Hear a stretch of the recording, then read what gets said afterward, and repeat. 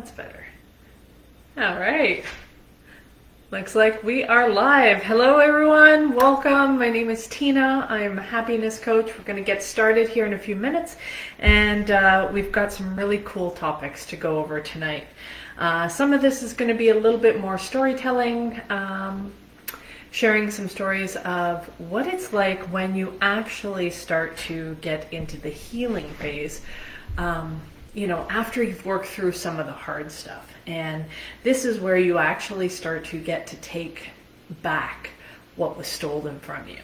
And so I'm going to talk a lot about the days of where it was my mom, my brother, and I, we were all doing therapy and group therapy stuff, and we were healing, and we were just finally in a place where we weren't experiencing ongoing trauma.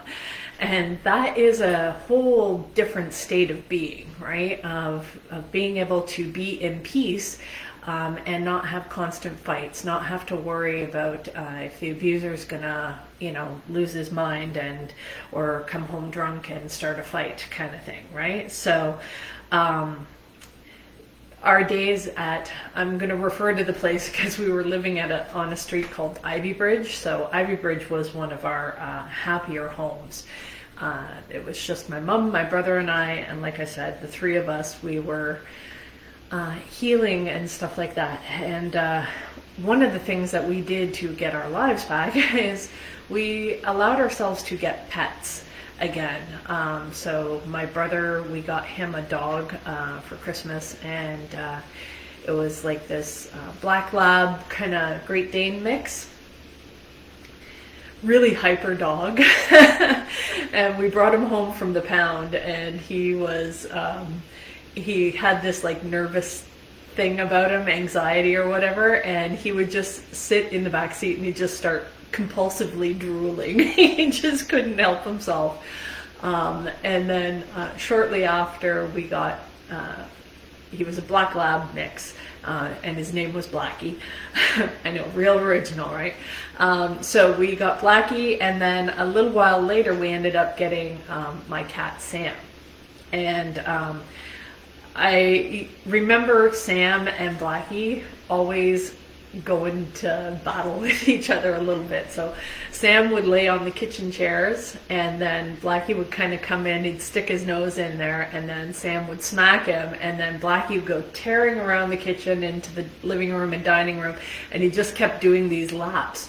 And then as he start to slow down, he'd come back to the cat again, and he'd smack him on the butt or smack him on the nose, and off to the races he'd go. So it was like a horse galloping in the house, because he had really long legs and he was really tall. But getting these animals back and having these playful times, the fun times where there's energy and there's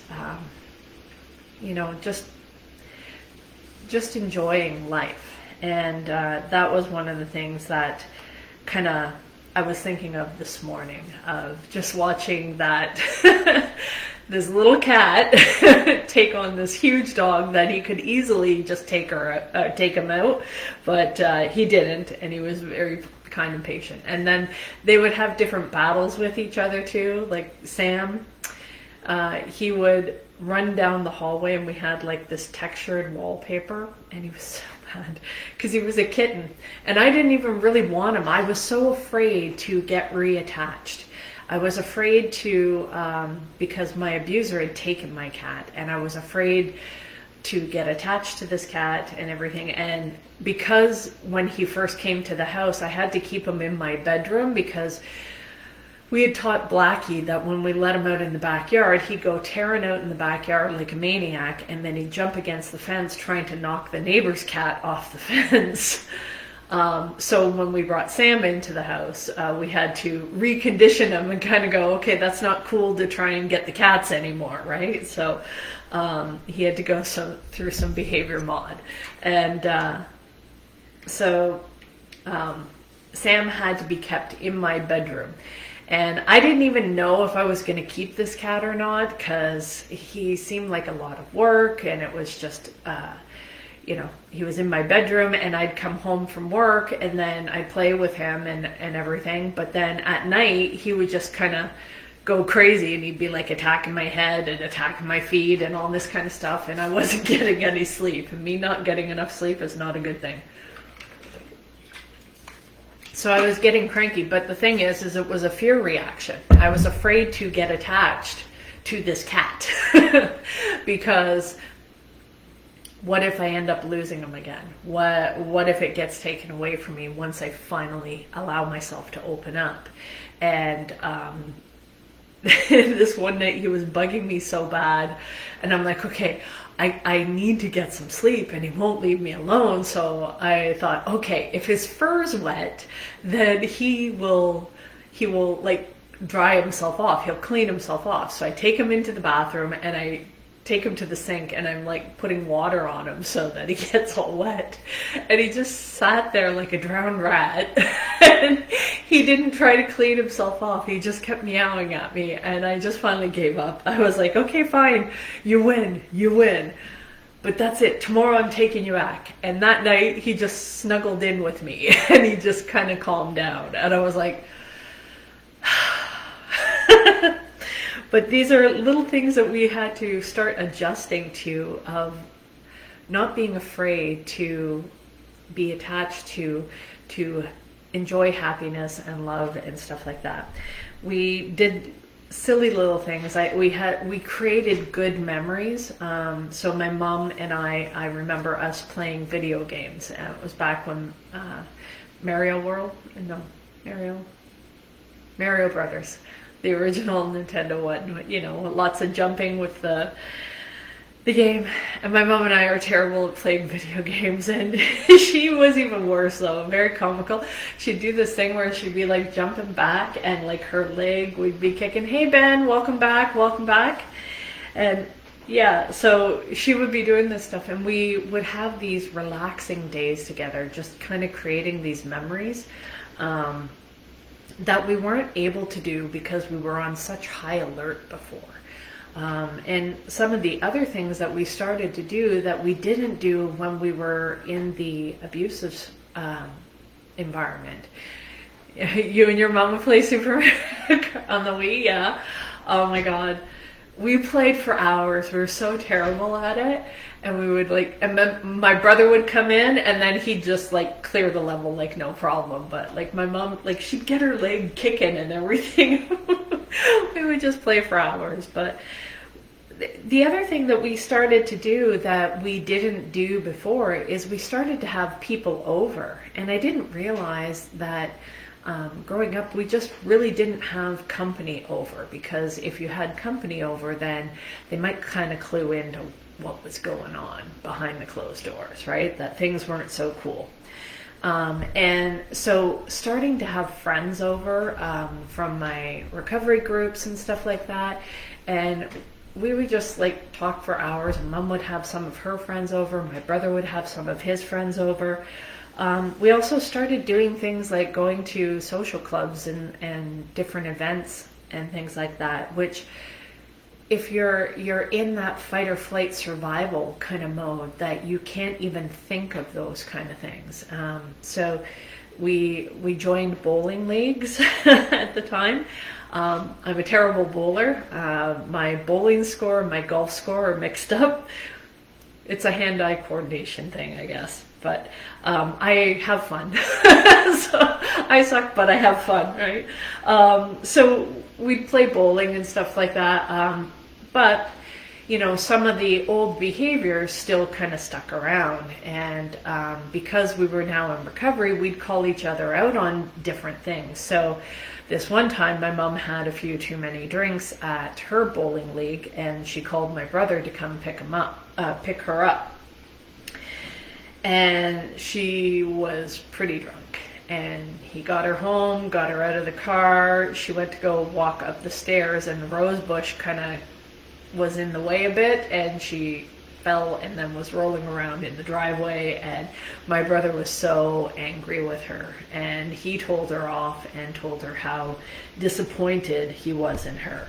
And ever since then, she was that's it, I'm not doing this. Like it was enough to kind of shake her awake of that she couldn't go back into that old behavior and recreate the same environment. So if you don't end up replacing the ways that you used to behave with new behaviors, it's very hard not to fall back into old behaviors. So you have to put things in place to start replacing those old patterns. And finding new ways to cope with things. So, example, one of the things that I did back then, because I was a smoker back then, I smoked cigarettes. I smoked about 2 packs a day. I was in my early 20s, and then I quit smoking. So 4 of us had gone for hypnosis therapy, and 2 of us ended up quitting, and 2 of us didn't. The 2 that ended up quitting and never restarting were my mom and I, because there were no other smokers in the house. So we had the right environment in order to set us up for success. At work, I also made some changes where I wasn't hanging out with the smokers and doing the other stuff. I would hang out with the non-smokers and doing different things. Good afternoon from Antarctica. Is that real snakeskin? Oh yeah, no, it's not real snakeskin. It's just a pattern. So doing those kind of things was, we started making changes in our lives and started, yeah, it is fairly comfy, thanks. It's getting a bit baggy on me though. Used to be tight. So, we started making changes and stuff like that. We started talking with different people. We started inviting different people into our lives. Thank you. Thanks, Alfred. And having these different people in our lives really started to, when you're around the right people, it makes your changes much easier to do, much easier to stick with when you're around like-minded people. So when you're starting to change, you can't, and I think I've heard an AA speaker talk about this before, is that you have to change your playground and your playmates. You cannot still hang around with the same people that are behaving in the ways that kind of caused the problems for you in the first place. You need to start thinking different, doing things different. And unfortunately, sometimes people don't like those changes and they see you differently. So one of the things that ended up happening, so the uncle that actually was responsible for saving us, and he was a really great uncle. He always talked about, he didn't like that my mom, when she got upset, she'd call us little bastards and stuff like that. So he was always giving her shit for that kind of stuff. And, but he also was unaware of some of his unhealthy boundaries. So once I had started recovery, he went from being somebody who was very, very healthy and like savior-like, to when I started to do some inner work and I started to set up boundaries and go, wait a minute, you can't talk to me like that. You can't treat me like that. And like, I was 19, right? So yes, I was still young, but at the same time was deserving of respect. And I remember he had come over and he wanted to sit in the chair that I was at. He's like, get up. And I'm like, but I'm sitting here and there's a seat right there. And he's like, no, get up. I told you to get up. And I was like, no, I'm sitting here. And then so he didn't like how I responded to him, and he smacked me in the back of the head. And I said, I am not fucking getting up. And then he started to try and physically remove me, and then I kicked him and kicked off his glasses. And all of the other kids, my cousins, were like, oh my God, she's gonna die. And he just got mad and walked away. But he also did things like tell very inappropriate sexual jokes too, so I started setting boundaries around those kind of things. He actually took great offense to that, and he ended up not talking to me, and he actually ended up dying before we ever made amends. But those are the pieces that I remember from him. I remember the fact that he was the one that actually came and saved us and took us from that environment. So as you grow and change, even though you may have good relationships with people, they may not be able to change with you. They may feel threatened by your change, and they may avoid you because being around you kind of ends up being something, it wakes them up to the fact that they need to make some changes. And some people aren't prepared for that, they're not ready for it, and they may need to go out and continue to hurt before they feel that desire within, because nobody can force somebody else to change. That has to come from within. You have to be sick and tired of being sick and tired of whatever it is that you're going through in order to make the necessary changes. And that's in your personal life, professional life, or otherwise, right? If it's not hurting enough, most of the time people won't make the change.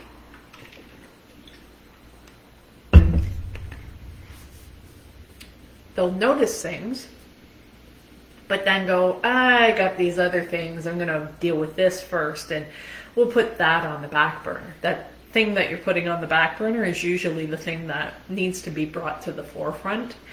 So, getting back to some of the stuff. I'm going to be going into some of the change management stuff and business stuff in just a few minutes here. So I was also thinking back at this time that I often had a lot of people in these recovery times that I was that would reach out and they'd ask for help, and they'd just want to talk with me about different things. They felt safe to open up with me. There was a security guard that I had to walk past his station when I was leaving the office. And he would often get talking to me, and he was very nice, very friendly young guy. And we got talking about Star Trek Next Generation. That's what was on at the time, and it was getting close to the last episode. That all good things, right? And I remember he invited me to order pizza and sit in the guardhouse with him and watch the last episode. I was like, sure, let's do that. And we did that. We got to talking and stuff like that. And a few other times it was nothing. He was newly married, and he, was a young guy, and it was just friends, right? And it was more therapy kind of stuff that I was helping him through with, and some of the stuff that he had shared with me that he had never really opened up before. And it got me thinking of, wow, I really did this a lot of different times and not really realized that I was already coaching even way back then when I was doing this. And so I remember him sharing something that had happened to him, and he was so embarrassed, so ashamed by it. And it also reminded me of some of the effects that I had gone through because of the abuse that I had gone through. And he had shared a story that he was so nervous on his wedding night, he actually ended up wetting the bed. And I was like, I know exactly how to help him with this. And he felt so ashamed, so embarrassed by this. And he felt comfortable enough to share that piece with me. And the reason why I'm sharing this is because I had to go through challenges with this throughout my childhood and into the later years. And sometimes what would happen, and what I found out, was that different emotions reside in different parts of our bodies. And so sadness and loneliness often resides in the heart area. Anger is usually in the belly area. Fear is usually in the genital area. So when you think of it, it's like if you scare a kid or you scare an animal or something, they will usually wet themselves. It's a fear release. Same thing with sex addiction, is correlated to a fear release issue. So when I was able to explain this to him and was able to share with him that, you know what, it's probably just overwhelming fear that you were feeling, that anxiety for the first night of being with your wife, and this is what ended up happening. And he was so grateful that I was able to explain something to him that actually made sense for him just by sharing my experience. And that's why I do what I'm doing here, is sharing my experience, Strength and Hope, on this channel, 9 p.m. Eastern every day, so that people can take something away from it, okay? And see if it helps give you one thing that you can implement, something that can bring awareness, something that can help you in your healing process. Because I know that was something that I carried a lot of shame for, and once I made that connection as to what was going on with that, I realized that the patterns were, when that was happening for me, it was when I was under intense fear and I didn't know how to express it. So the stuff that we are not able to express verbally and communicate, our bodies end up telling us how we are actually feeling. It's trying to get our attention. And being able to do that work and see that connection, because what we don't express will express itself physically. Usually in some sort of illness, some sort of pain that you are not able to identify. I know for me, for years, I was going through, it took a while to diagnose me with psoriatic arthritis. It was also at a time when I was under extreme stress from work, newly married, a lot of stress that was coming up, and I was very fearful, ended up having all these issues. Dr. Gaber Mate. No, I haven't heard of him. What does he do, Wendy? Welcome.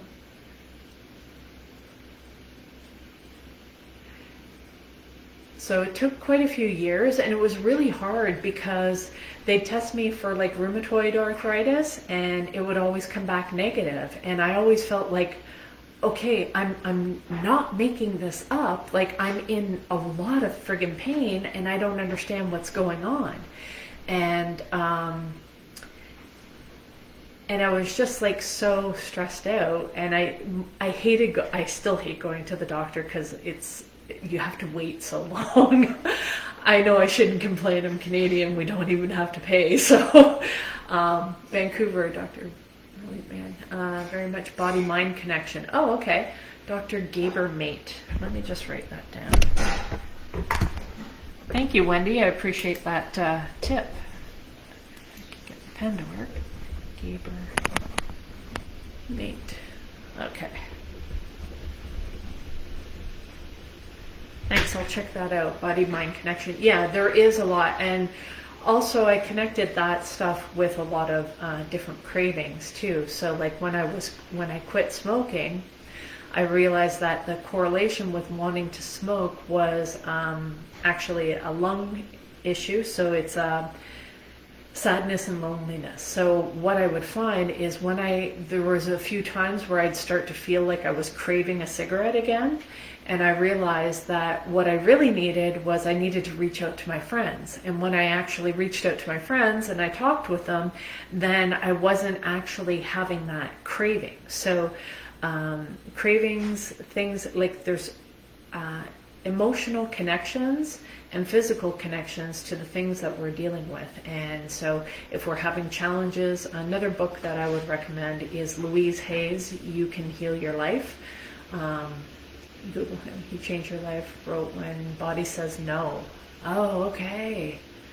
Oh, wow. That's awesome. Awesome. I'm definitely going to check him out. Thank you so much, Wendy. Yeah, becoming aware of these kind of things really makes sense to me, and understanding those things has been a lot of healing. And even as I was going through the psoriatic arthritis, and when I finally did get the diagnosis, I was like, okay, well, I saw the arthritis specialist, and she's like, hey, do you have this? Do you have this? Do you have this? I'm like, yes. She's like, okay, yeah, you got psoriatic arthritis, and here it is. And I'm like, okay. And then I got put on a bunch of different medications. Celebrex was one. and Plaquenil. So I got put on those medications. I don't take those medications now, and I don't actually need them. So your mind can do a lot to be able to heal some of those challenges that you're having, right? Now, I'm not a doctor, and I don't recommend just going, oh, your mind can fix everything. Yes, if you're at a certain level, but if you're not, then don't be afraid to get assistance to help you through, and then you can ease your way off of things, right? So I did that, and I'm glad that I got off of Celebrex, because the ongoing issues that you can have with your heart with that medication, plus the thinning of blood that it did for me, were problematic as well. And I tend to be a little bit more cautious with man-made solutions, because they tend to fix one thing and break 20 others. So it may take it if you absolutely need it, but I try to avoid it as much as possible, and try to look at root cause and corrective action versus just take a pill for it, right? Okay, so that kind of went off on a complete tangent, so we're kind of gonna circle things back in.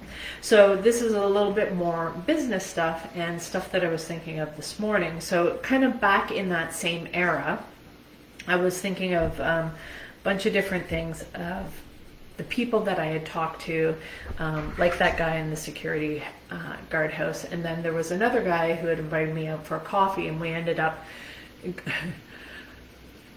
thinking it through now, it probably wasn't the wisest idea, but I went to an abandoned construction site with him, and we sat and we talked all night. And when the sun kind of came up, we were like, oh, we should probably go. But, you know, I'm like, I didn't really know this guy, and I was going to some strange place. But we just had this really good talk. And I think sometimes, you know, people have always felt comfortable opening up to me. Hi, Eddie. Good to see you. Welcome back. And I think it's just because I've done a lot of the healing work, and I have a lot of patience and understanding because of the stuff that I've gone through. It's easy for people to open up to me. So at this time, I was also working full time. I was in transportation and logistics. And now we're kind of going to go a little bit more to change management stuff and how you can make changes in your business that end up having, they don't have an immediate negative results, but they end up having longer term results. So, and traumas that can happen in business. So if you have a major account that basically feeds the majority of the people you have in this one location, hundreds of people that work in this facility for one account. And you have a bunch of other smaller little accounts that are kind of on the side, but it takes up the bulk of the warehouse space. The bulk of the 3 shifts are required, and the people and the staffing and everything that you have there are for this one account. And then you lose the account. That's very traumatic for a business. That is very traumatic, and when that happens, it brings up a lot of fear, and people start making decisions and reactions out of a fear-based place, which is a contracted energy, and it's false evidence appearing real. So when they get into that place, it's all the bean counters come out, all the accountants come out going, we need to cut costs, we need to, you know, shave all of this off, and we need to start eliminating things, right? Well, this company I had worked with for 10 years. I started there when I was 17. I actually lied, just a tiny little white lie to get my foot in the door, is because the HR manager asked me how old I was. And I was 17 at the time. So I told him I was 21. And so he was like, okay, are you sure you're okay with being on midnight shift? The guys, you know, sometimes they swear a little bit. And are you okay? Like, do you think you'll be okay? Because we've had other ladies that have come in, and you know, they didn't do so well because the guys swore. And I was like, I'm like, no, I'm okay. So I went in and I started, and 3 days after I started, I just wanted the opportunity to show that I could actually do the job that they were asking for. And then I went and I confessed my lie to the HR manager and said, hey, listen, I'm not actually 21, I'm 17. I just wanted a chance to show I could do the job. And so I said, I wanted to let you know, so if you want to fire me now, go ahead and fire me, or keep me on and let me continue. And I continued in that company for 10 years. And so I basically grew up in this company. And I love this company so much. I not only did my day job, the job that I did, anytime there was overtime, I volunteered. Like, I'd go out for inventory counts, I would hand bomb trailers, I'd do all kinds of stuff. Anything extra, I would always do. They also had a social club, and I loved participating in the social club. We created all kinds of events. We threw the company Christmas party. We had a committee of people, and we had a budget to manage. And so I learned this stuff like really, really early.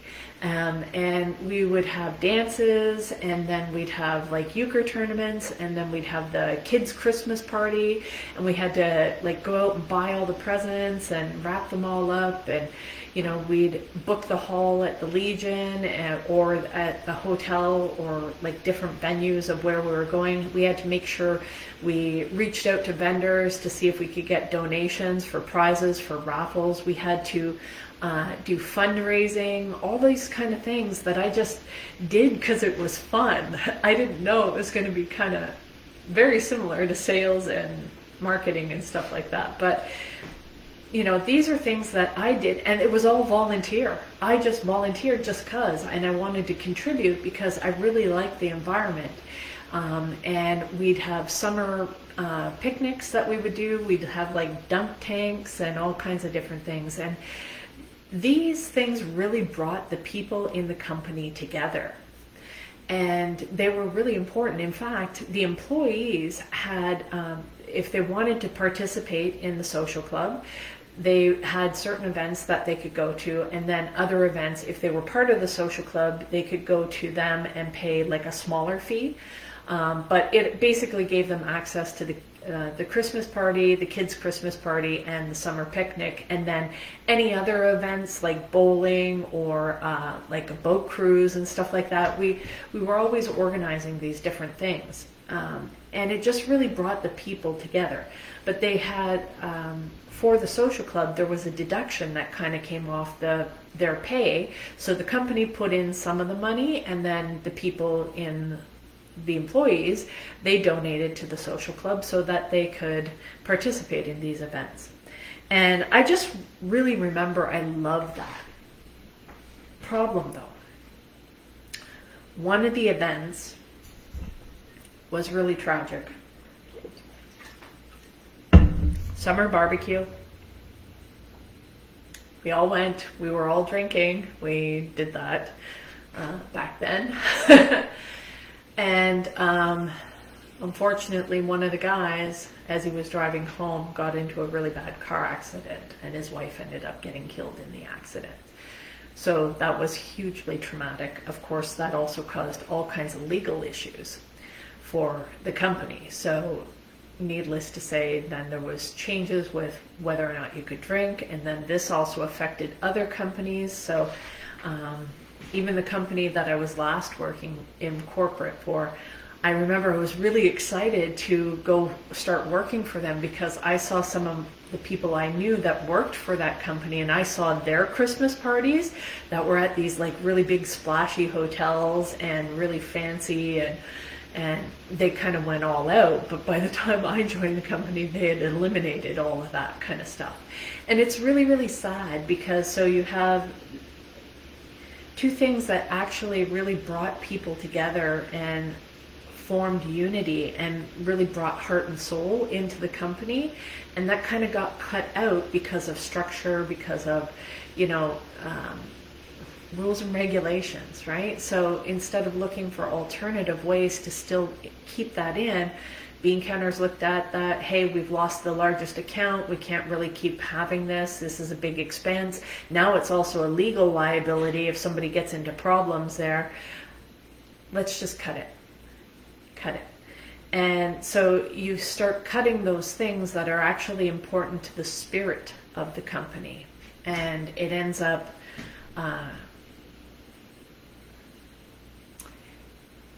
turning the company a little bit more transactional, and people just come in, do their job, they go. Come in, do their job, and they go. Whereas before, it had a much more of a family, friend, we hang out together, we work hard, we play hard kind of feel to it.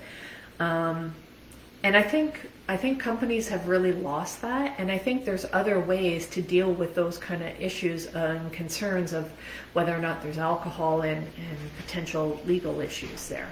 But I think being able to have those things and having your people create that kind of environment, that kind of culture is a really good thing, because I loved to work and I loved to play with the people that I worked with, because we worked hard together and we put in a lot of hours. So, what else was I going to talk to other people about? It's like we all had the same thing in common, right?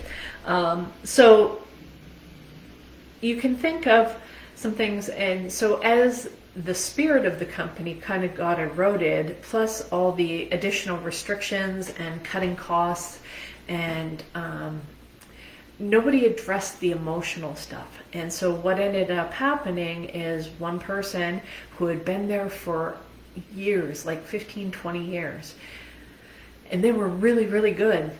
They decided, you know what, I'm going to leave. And they left for another company, and they got a better paying job and better perks and all of this different kind of stuff. And it took one crab escaped the bucket, and a bunch of us ended up going, to a company where, we were all working together again. So we had the dream team together, and we were working hard in this new company, and it was a growth company. So there were a lot of challenges. It was a lot of hard work, but we thrived in that environment. We were like, oh, what we do is being valued here, whereas back there we kept getting torn down, even though we had years of service under our belt. So it can be really easy that when you get into a situation where things start getting tight in the company, to just try and look at cutting costs. Just cut the costs. And that is a fear energy. It's a contractive energy. Instead of looking ways, how can we expand? These are the expenses we have. How can we drive more revenue into the business to cover these expenses? Yes, you can't just have your costs out of control. You want to be able to keep them lean, obviously, but you don't want to just cut, and contract. Because if you're doing that, your business isn't growing. Instead of focusing the attention, the energy on where can I grow, where can I expand, if you focus on the problems, you're going to get more of the problems, right? And you start losing your good people. And those are the first ones to go. And that is a good sign, a good indicator that you may need some change management help. If all of a sudden your long tenured employees, the people have been there, they've put in blood, sweat, and tears into the company, and then they start going, you know what, I've had enough. And it's not because those people haven't had enough, they would have still stayed. There's an emotional issue that's happening, that they're not feeling valued anymore because they didn't put in all of that time, all of that hard work, putting in extra hours, coming in early, staying late, being on call and jumping whenever there's a challenge. I've seen this happen too many times, that people end up losing out, and it has to do with they put in somebody new. That person was having conflict with them, wasn't listening, wasn't understanding, and now that person's gone. And now, who knows, maybe that was part of the plan. But I find you lose some really good people by not acknowledging the changes that are happening and dealing with the emotional people side of the business. And unfortunately, you don't actually see the fallout of that until it's too late. That you're like, what the hell's happening? Like, we've had 10 people leave. Like, what's going on? But by this time, now you've lost your good talent. I'm not saying that people can't be replaced, but it usually is a lot harder. And some, especially people of that caliber, right? I've seen people that, they've dedicated ungodly amounts of time to the business, and then just to walk away from that, it's a shame, actually. So just like in business, and your relationships, there's a quote called, "You will know them by their fruit." And so think of people that you can give them something brand new, and some people will take care of it, and some people will have it slide, that it doesn't do very well, it gets worse. Other people, you can give them, a fixer-upper, a crappy account or something like that, and they will take it, improve it, make it better, make it easier for somebody else to deal with, right? So I was always that way in business. I always liked the fix-me-upper accounts. The ones that I called them the hell gig assignments or the shit show clients. Those ones are the ones that I'd get assigned. They took a lot of work, but I also felt very rewarded when I was able to take something that was a bit of a disaster, streamline it, structure it, and then be able to put a process in place that's consistent enough that I could take somebody brand new off the street that didn't even know anything about the company. They could follow this process that I put in place, they could do it, they could execute it, and I could go on to the next challenge or the problems, because that's what I like to do, right? I like to be able to help fix things. I don't know if it's a kindergarten thing that I had learned where I just always had this rule of thumb, is that if you borrow something from somebody, or if you are given something from somebody, always return it in better condition than you were given it. And so I always have that give more back kind of mentality. And I think this is important in anything that you do, because it's a reflection of how you handle things, how you deal with things, that whatever is given to you, especially in leadership, the people that are given to you, do they actually expand? Do they grow, or do they contract and get smaller? Relationships, do the people that you're with become better, become stronger, become more vibrant, or do they fade and wither away, right? So those are kind of things that are important to understand in our growth. And then this last piece that I wanted to talk about is kind of, I think it was around the same time. I'm not sure exactly. But with change, if you don't actually acknowledge the changes that need to be made, and you try to sweep them under the rug, they will get your attention eventually. Whether you're dealing with this in your health, and you think, oh, you know what, I don't have time to work out. Oh, I'll eat better next week, or in the new year, or you know what, I'll start after Easter, or you know what, the summertime, whatever it is, you put off different things, and you never get around to changing things. And so there's a movie, has anybody watched Interview with a Vampire? I really liked that movie, and there was a couple of different things of what I liked. It had Brad Pitt and Tom Cruise in it. And now we all know ways of killing vampires, right? So obviously there's the wooden stake through the heart. Sunlight will kill them, and garlic makes them sick. And I used to joke a lot that I was probably part vampire, because one, I worked midnights for the first 4 years of my career, and And I was a night owl anyway, even before that. But I didn't get a whole lot of sunlight, and I still probably don't. But yeah, and garlic sometimes will upset my stomach. so I laugh and I joke and say that I'm sometimes a vampire. So here's the thing, is with this movie, I really liked the piece in it that had talked about, like, think of the concept of just even the change of becoming a vampire. You're going from being a human being to becoming immortal, okay? That means you're going to go through lifetimes of change, okay? That you're going to see things change from, like, you know, being horse and buggy to cars, and you're going to go through all those changes, and you're still going to be around, and all of the people that you knew when you first became a vampire are all going to die off. And I remember in the movie, the vampire Lestat, I think it was, yeah, that's who Tom Cruise played, right? Lestat. One of the things that he did, he actually went against vampire code, and he turned a child into a vampire. Well, that's really bad, because the child is not actually able to, you know, hunt or kill for themselves, so they're left starving and they're left dependent.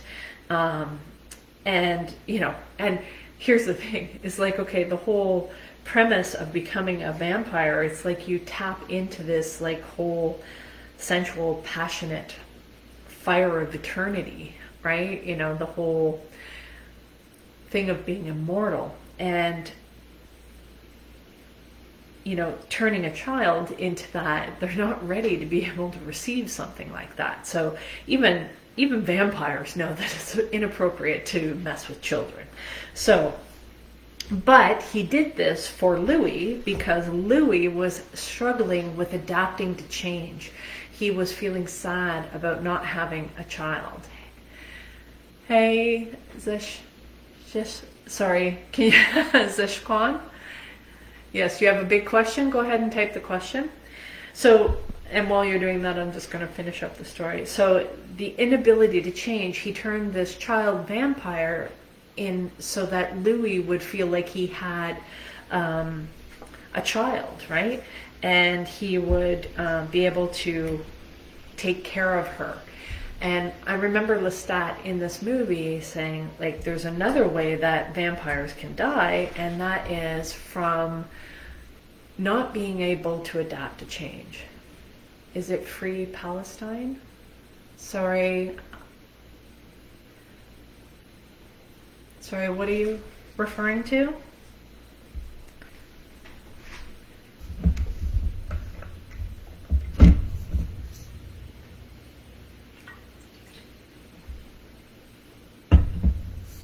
So, in the movie, Lestat actually becomes really depressed and unable to adapt to change because of all of the changes that he's seen out his multiple lifetimes. And he starts to get depressed, and he starts to wither and fade away. That Louis actually comes back and saves him and brings him back to life. Right? But because he wasn't adapting to the changes.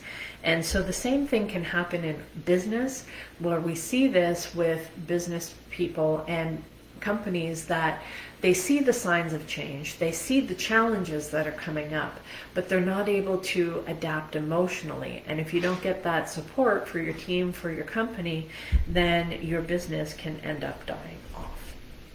So, yeah. So that is some of the stuff that I wanted to talk about from today.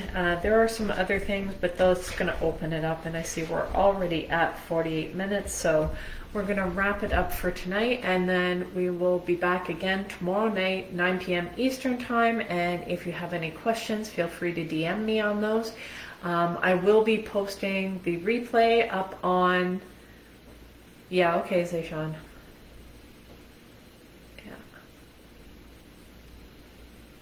There we go. So I'll be posting the replay on my YouTube channel, which is Coach Tina B 125. You can check that out there, and we will see you again tomorrow. All right, take care. Have a great night, guys. Bye.